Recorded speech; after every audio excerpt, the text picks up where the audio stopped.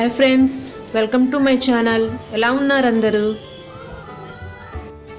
ఈరోజు మనం goat brain ఫ్రైని ఎలా తయారు చేస్తారో చూద్దాం. ముందుగా స్టవ్ ఆన్ చేసి కడాయి పెట్టి ఇందులో గోట్ బ్రెయిన్ను వేయండి. ఇప్పుడు ఇందులో 1 స్పూన్ పసుపు, తగినంత ఉప్పు,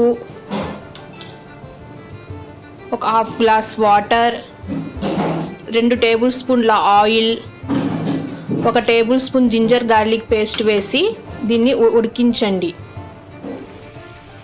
ఒక 5 నిమిషాలు ఇది ఉడికిన తర్వాత సోయా ఆకును చిన్నగా కట్ చేసి ఇందులో వేసి కలపండి.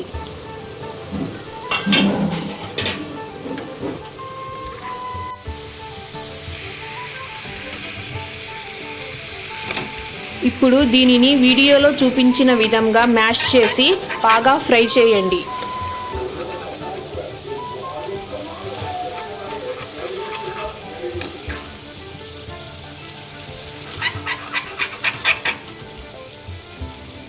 ఇప్పుడు ఇది బాగా ఫ్రై అయ్యింది.